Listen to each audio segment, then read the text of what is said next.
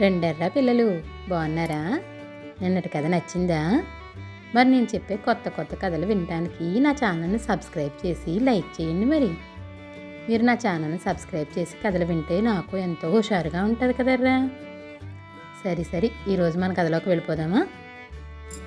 ఈరోజు మన కథ వెర్రి బాగులవాడు. లెబనాన్ దేశంలోని ఒక గ్రామంలో హనీ మరియం అనే భార్యాభర్తలు ఉండేవారు. హనీ మంచివాడే గాని కొంచెం మందమతి. అతను పనికి మొండి కూడాను. మరియం మట్టుకు తెలివిగలది, సమర్థురాలును. ఆమె భాగ్యవంతుల ఇళ్లల్లో పాచి పనులు చేసి తనను తన భర్తను పోషించుకుంటున్నది. ఎక్కడికైనా వెళ్ళి ఏదైనా పని చూసుకోమని ఆమె నిత్యము హనీని కోరేది. కానీ హనీ ఆమె మాట ఏమాత్రం పట్టించుకోక చిన్నగా నవ్వి ఊరుకునేవాడు. ఒకనాడు మరియం జబ్బుపడి పనికి వెళ్ళలేకపోయింది. ఆమెకు హనీ మీద చాలా కోపం వచ్చింది. నువ్వు ఏదైనా పని చేసి డబ్బులు తీసుకురాకపోతే ఇద్దరం పస్తే. గ్రామ పెద్ద వద్దకు వెళ్ళి గాడిదను తోలే పని అడుగు. వాళ్ళ ఇంటి పనులు చూడడానికి అవసరం పడితే గాడిద మీద ఎక్కడికైనా వెళ్ళవలసి ఉంటుంది అన్నదామె హనీతో. మర్నాడు ఉదయం హనీ పెందలాడే నిద్రలేచి గ్రామ పెద్ద ఉండే భవనానికి వెళ్ళాడు. గ్రామ పెద్దకు హనీ అమాయకత్వం గురించి, పెళ్ళాం అతన్ని పోషిస్తూ ఉండటం గురించి పూర్తిగా తెలుసు. ఆయన హనీని చూసి జాలిపడి సహాయం చెయ్యి సంకల్పించి హనీ చేతిలో ఒక బంగారు దీనారం పెట్టి ఒక గాడిదను కొనుక్కు రమ్మన్నాడు. హనీ ఆ ప్రకారమే బీరూట్ నగరం వెళ్ళి అక్కడి సంతలో మంచి బలంగా ఉన్న గాడిదను కొని తెచ్చి గ్రామ పెద్ద వద్ద పని ప్రారంభించాడు. యజమాని అతనికి ఏ రోజు జీతం ఆ రోజు ఇస్తూ వచ్చాడు. ఒకనాడు గ్రామ పెద్ద హనీతో, నువ్వు బీరూటుకు పోయి ఫలానా దుకాణంలో ఒక బస్తాడు బియ్యం కొనుక్కురా అన్నాడు. ఆ దుకాణం హనీకి తెలుసును. కానీ ఆ రోజు అతనికి మరీ బద్ధకంగా ఉండి బీరూటుకి పోబుద్ధి పుట్టలేదు. అయితే బియ్యం కొనుక్కు రావటానికి గాడిదను మాత్రమే పంపితే తనకు శ్రమ తప్పుతుందని అతనికి తోచింది. వెంటనే అతను గాడిద వద్దకు వెళ్ళి, చూడు, మనకు బీరూట్ నగరంలో వాడుకగా బియ్యం ఇచ్చే దుకాణం నీకు తెలుసు కదా, ఆ దుకాణంలో ఒక బస్తా బియ్యం కొని తీసుకురాగలవా అని అడిగాడు. గాడిద తన తలను పైకి కిందకి అలవాటు ప్రకారం ఆడించింది. కానీ హనీ మట్టుకు తన మాటలు గాడిద అర్థం చేసుకున్నదని, తాను చెప్పినట్టు చేయటానికి ఒప్పుకున్నదని అనుకుని చాలా సంతోషించాడు. అతను గాడిద తల మీద ఒక పాగా చుట్టిపెట్టి దాని మడతలలో తన యజమాని ఇచ్చిన దీనారం ఉంచి గాడిదను బీరూట్ రహదారి మీద వదిలి అది కనుమరుగైన దాకా చూసి ఇంటికి తిరిగి వచ్చేశాడు. తన భర్త ఆ వేళప్పుడు గాడిద లేకుండా ఇల్లు చేరడం చూసి అతని భార్య ఆశ్చర్యపడి, బీరూట్ పోలేదే, గాడిద ఏమైంది అని అడిగింది. గాడిదను ఒంటరిగా పంపాను.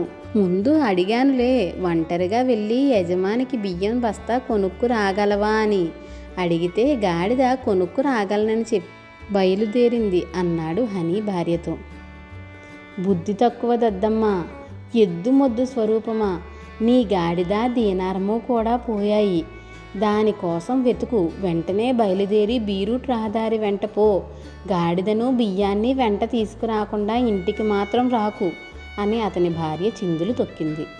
హనీ ఇంటి నుంచి పరుగెత్తుకుంటూ వెళ్ళి బీరూట్ రోడ్డు పట్టుకున్నాడు. ఆయాసంతో కళ్ళు నాలుక వెళ్ళుకొచ్చిన దాకా వెతికాడు. కానీ అతనికి గాడిద కనిపించలేదు. అతను బీరూట్ నగరం చేరి వాడుక దుకాణానికి వెళ్ళి, మా గాడిద వచ్చి మీ దగ్గర బియ్యం కొన్నదా? ఇంతవరకు అది ఇంటికి తిరిగి రాలేదు అని బియ్యపు వర్తకుడిని అడిగాడు. బియ్యపు వర్తకుడు హనీ కేసి చూసి అతను వెర్రిబాగులవాడని గ్రహించి అతనితో హాస్యానికి దిగి, నిజమే, గాడిద ఈ ఉదయం వచ్చింది.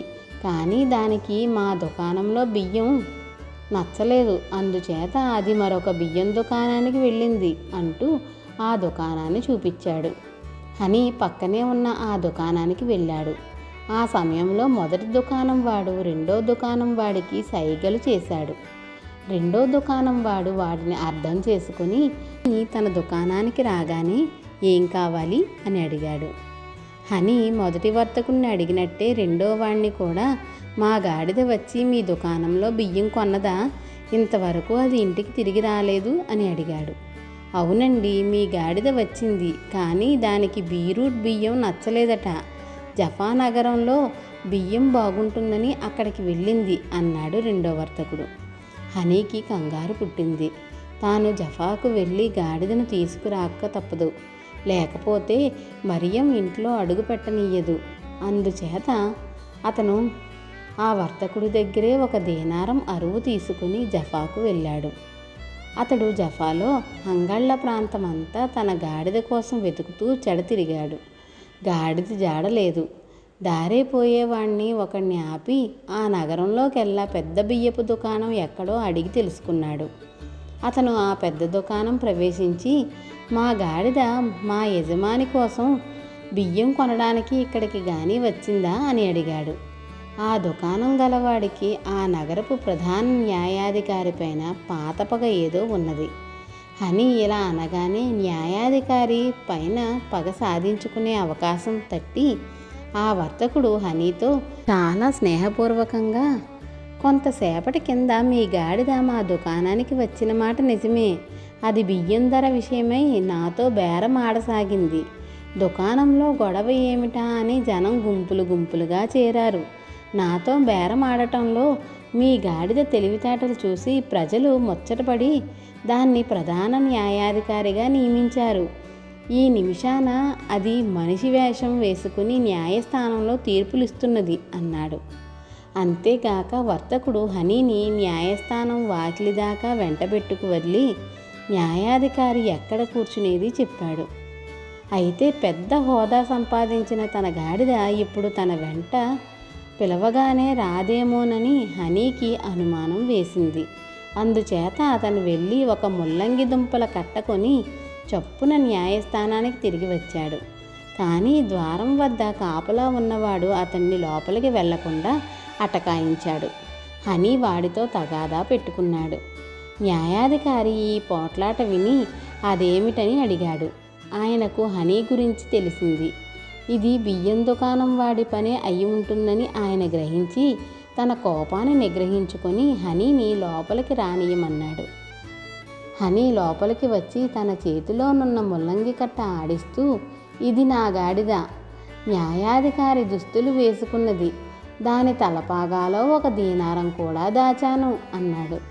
హనీ వెర్రిబోగులు వాడని న్యాయాధికారికి తెలిసిపోయింది.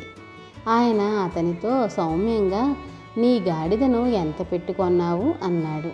హనీ ఒక బంగారు దీనారం పెట్టుకొన్నానన్నాడు. న్యాయాధికారి అతనికి 4 బంగారు దీనారాలు ఇచ్చి ఇక గొడవ చెయ్యకుండా ఇంటికి వెళ్ళమన్నాడు. బతుకు జీవుడా అని హనీ మరొక గాడిదను కొని బస్తా బియ్యం కొని దాన్ని గాడిద మీద వేసుకొని తన యజమాని ఇల్లు చేరాడు. బియ్యం ఆయనకు అందజేసి తన ఇంటికి తిరిగి వచ్చేశాడు. ఆ తరువాత అతను ఎన్నడూ గాడిదల మాట నమ్మలేదు. పిల్లలు, కథ నచ్చిందా? అయితే లైక్ చేసి షేర్ చేయండి, మరి అలాగే సబ్స్క్రైబ్ కూడా చేయండిరా. పిల్లలు, నా కథలు ఎలా ఉన్నాయో మీరు కామెంట్ల రూపంలో కూడా పెట్టండి. అలాగే మీరు ఎలాంటి కథలు వినాలనుకుంటున్నారో కూడా నాకు కామెంట్లలో పెట్టండి, సరేనా?